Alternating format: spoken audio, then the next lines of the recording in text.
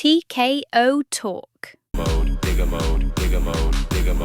I remember a few people talking about this was going to be great theater going into the fight, and it wasn't. I knew it wouldn't be, but not only was it not great theater going into the fight, it wasn't really great theater for the fight itself. This was one of the fights I was looking forward to the most all year long coming out of the UFC, and unfortunately it didn't go the way that I was envisioning, and many others for that matter. I think a lot of us thought it was going to be two trains just running into each other and up, down from the mat, and close calls with right hooks and uppercuts, clinch work and fence work, nah. Nope, none of that. That's not to say it wasn't a good fight and I wasn't entertained, of course. Khamzat Chimaev is the new UFC middleweight champion, and he made it look like it was light work for him to achieve it. Doesn't really seem like he cares too much. Dana put the belt on him, he took it off, threw it, called it a shit belt. I don't know if anybody caught that. I was a little taken aback by that, but I get what he means. It's good for his country, as he said, but it's not the belt he wants, it's the money that he wants. Fine. Either way, he earned it. Khamzat's chain grappling is so much fun to watch, but it's not so much fun to watch against someone who cannot put up any kind of test or challenge for him.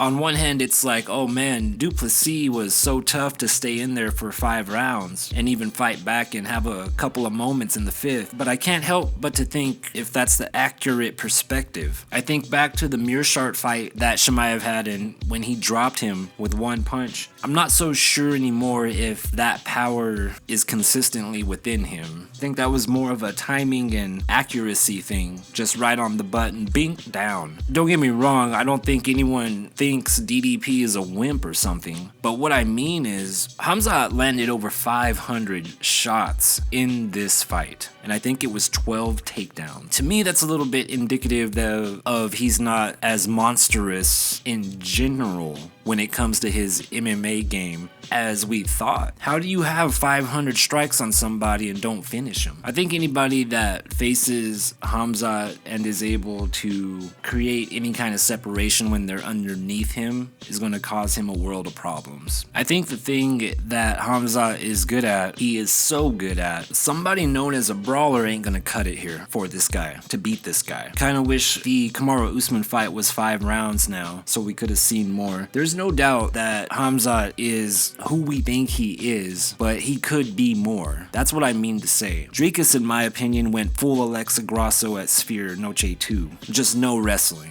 No wrestling whatsoever. Tons of heart, tons of strength. But Khamzat was at least two steps ahead of him the entire time. But again, with that said, if he was 2 steps ahead of him the entire time, why couldn't he finish him? With over 500 strikes for 25 minutes, 22 minutes control time, bro. I think the person that ends up beating Khamzat is gonna surprise us all. Like, oh, I didn't see that coming. Kind of like a Pena beating Nunez thing, you know? As for Plessis, man, I do believe that Plessis has been exposed here. There are grapplers that are good in this division that will take notice to the openings that Khamzat found and succeeded upon. Plessis' style on the ground is powerhouse, low technique. And with somebody like Khamzat on top of you, that's not enough to get it done. Somebody could make an argument here that it's Khamzat, right? But also, oh, it's DDP, he's that tough, that's why Khamzat couldn't finish him. I'm not 100% going to agree on that take.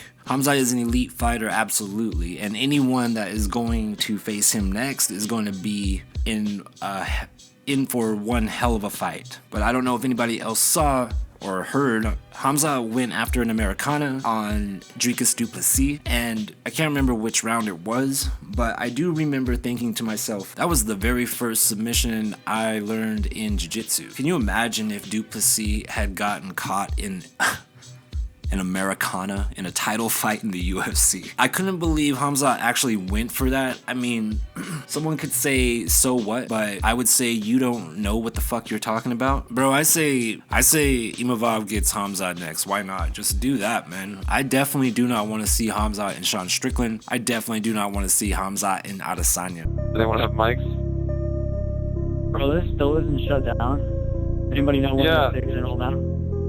Do I know when they're doing it? Yeah, I have a mic. Yeah. Alright, nice. Yeah, we're supposed to shut it down 30 minutes ago, but it looks like the servers are still running though. What's gonna probably happen?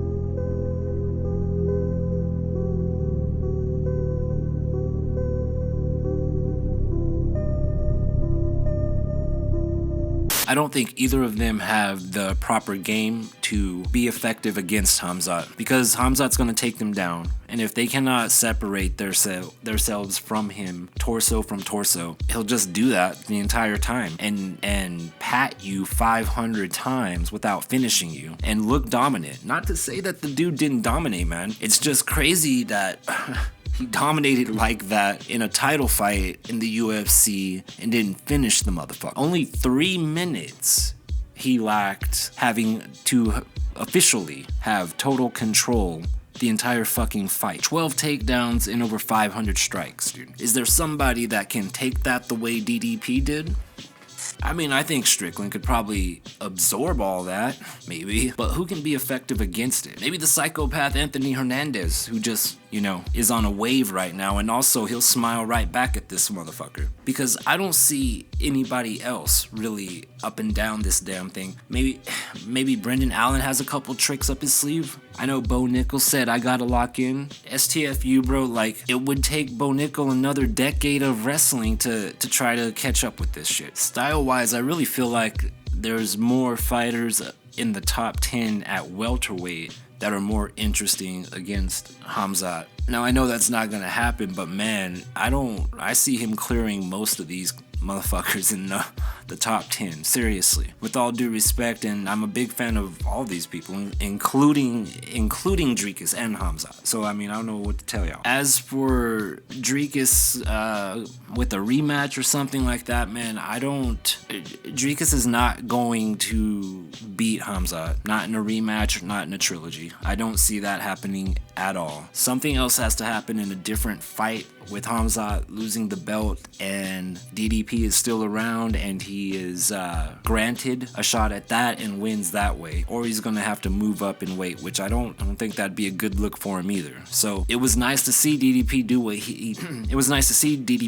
he did, but I think that's it. So are we gonna see a big rotation here, or are we gonna see Khamzat in a long reign? I think the biggest question mark is gonna be Anthony Hernandez for him, style-wise, but I think the dark horse surprise, and possibly RDR, I'm not too sure about that, but maybe even Brendan Allen. I'd just like to see it. Maybe Khamzat blows him out, and really, I don't care. If Khamzat's gonna be beating everybody's ass, so be it. I want to see that. But there are a couple of names that I think, like I've stated here in the past few minutes, that can take the strap off of him. This fight was not at all what I was thinking in my head. And that's how most fights go anyway. I do not want to see Dricus with the rematch, and I do not want to see Khamzat on any kind of delay. If he's good to go and wants to fight in October, great, let's do that. If it has to be later at the end of the year, even Madison Square Garden, great, let's do that. What's cool is I see 4 or 5 interesting opponents for him in the top 15, but I see 2 or 3 big names that people are going to pay attention to. But I'm telling you right now, if it's going to be Khamzat and Sean Strickland, man, which I don't think Strickland deserves the title fight next, but whatever. Khamzat's gonna do basically what he just did to DDP, to Sean, and I think most of us are aware of that. I do not see Adesanya being able to defend a takedown at all against Khamzat at any capacity. In fact, the first takedown, I think he holds him the entire 5 minutes. However, these names will get people to watch, and it'll get some defenses under Khamzat, and his star will build, and I ain't hating on that. As long as Khamzat's next opponent isn't Anthony Hernandez, I'm fairly confident he's holding on to that belt for a long time. But if Fluffy is up there in the next fight, or even 2, that puts me closer to 50-50 than I've ever been for Chimaev. Hey, I'm not surprised, motherfuckers.